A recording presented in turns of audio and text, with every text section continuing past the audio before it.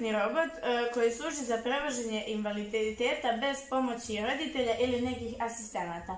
Pošto oni su uglavnom uskraćeni da idu na te neke društvene i kulturna mesta, njima je potreban samo ovaj mikrobit i oni sami mogu da se kreću bez pomoći bilo koga.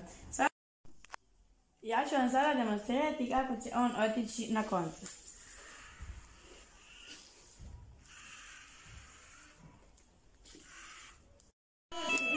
Sada je devojčica došla na koncert Beethovena. Danas u programu u koncertnoj dvorani imamo koncert Beethovena. Na ovaj koncert dolazi veliki broj posjetilaca i koncert je humanitarne prirode. Dakle, sav novac koji bude prikupljen ići će u humanitarne svrhe. U mikrobitu programirali smo kompoziciju od Beethovena za Elizu. Sada je možete čuti.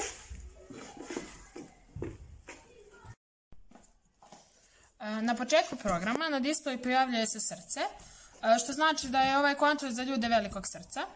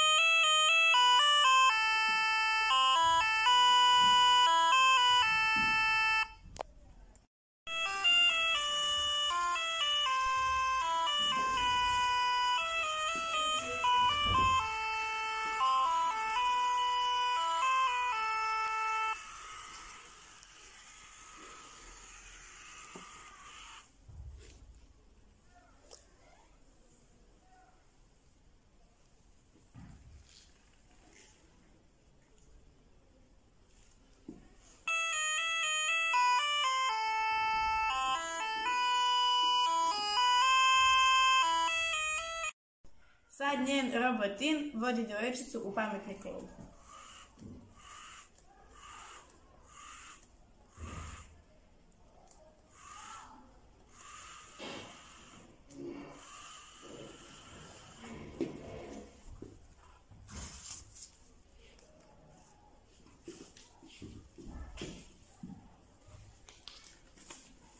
Super! I sada je robotin dovezao devojčicu u pametni klub umetnosti.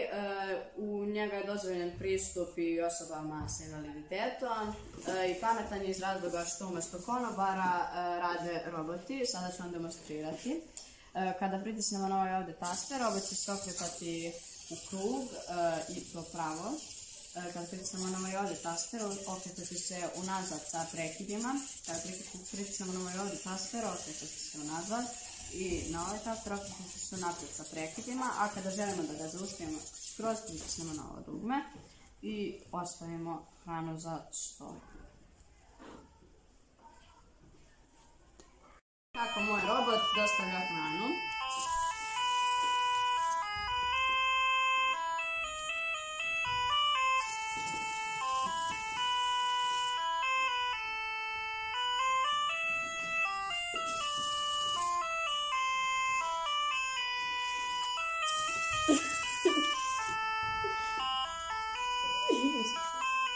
Kako moj robot dostavlja hranu.